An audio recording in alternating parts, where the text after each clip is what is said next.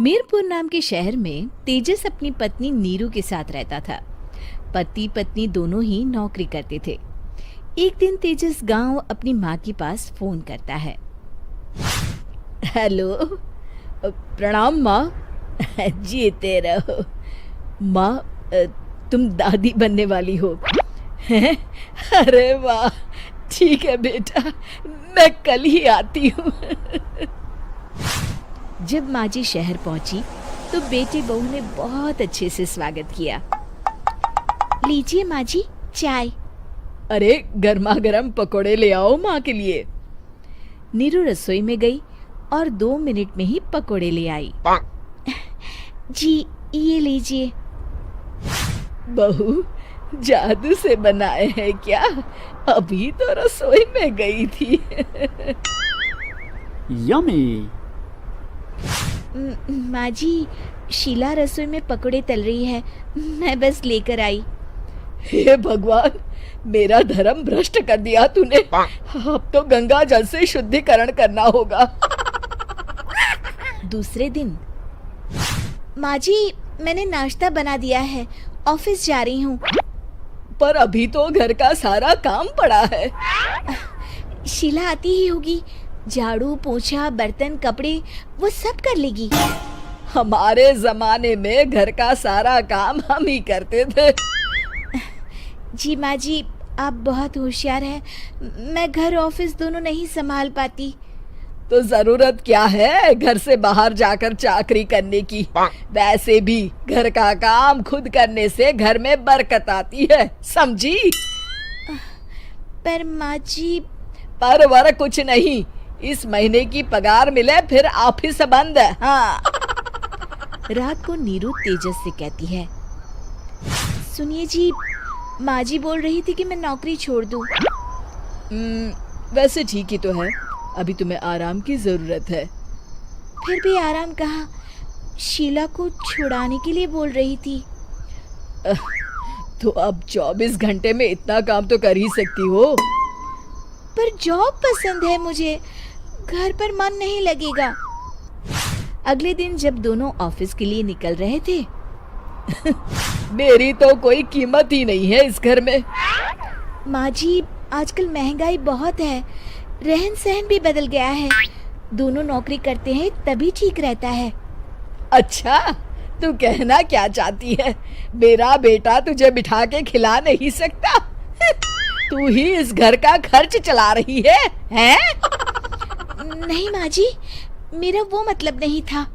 मतलब खूब समझती हूँ, ये बाल धूप में सफेद नहीं किए मैंने। हाँ। अब तो ये रोज का काम हो गया था। तेजस भी रोज की झिकझिक से परेशान हो गया था। एक दिन उसने कहा, नीरू, वैसे भी तुम्हें मैटरनिटी लीव मिलने वाली है, तो अभी से ही छुट्टी ले लो। पर क्या, मेरी सैलरी अच्छी खासी है। आखिर नीरू ने रिजाइन कर दिया। जब बच्चा हुआ तो घर में सब बहुत खुश हुए। कुछ दिनों बाद तेजस फाइल देख रहा था। क्या हुआ तेजस, कुछ परेशान लग रहे हो? हाँ, वो हमारी जितनी सेविंग्स थी वो तो हॉस्पिटल में और छठी के फंक्शन में खत्म हो गई है नीरू। और अभी वैसे मंदी चल रही है तो मैं बोल रही थी कल मुन्ना को हेपेटाइटिस का टीका लगवाना है। नीरू, क्या पोस्टपोन नहीं कर सकते? नहीं जी, बिल्कुल नहीं। अब तेजस को समझ में आ रहा था कि उससे गलती हुई है। पैसों की कमी का असर घर के माहौल पर भी पड़ रहा था। अगले दिन, बेटा मेरा चश्मा और ये दवाइयाँ ले आना, पर्चा देते हुए माँ जी ने कहा। जी। तेजस, मुन्ना के लिए दूध का डिब्बा और डायपर भी ले आना, और ये किराने के सामान की लिस्ट है, इसे भी लाना है। तेजस गुस्से में लिस्ट मरोड़कर फेंकता है और चिल्लाता है, पैसे क्या पेड़ पर उगते हैं? ये ले आना, वो ले आना। अरे पर ये जरूरत का सामान ही है। वो गुस्से में बिना कुछ कहे ऑफिस चला गया। अरे लंच तो ले जाइए। नीरू दौड़कर डिब्बा पकड़ाती है एक दिन खाना खाने के बाद, नीरू, अब तो मुन्ना कुछ बड़ा हो गया, तो अब तुम वापस ज्वाइन कर लो ना जॉब। पर इस रिसेशन में जॉब मिलना बहुत मुश्किल है। ट्राई तो करो। फिर मुन्ना? माँ जी है ना, और एक फुल टाइम मेड भी लगा लेंगे। पर माँ जी, उन्हें तो पसंद नहीं। तभी माँ जी वहाँ आ जाती है और प्यार से नीरू के सर पर हाथ फेरते हुए बोलती है, अब मेरी समझ में आ गया बहू, पहले के और अब के समय में अंतर है।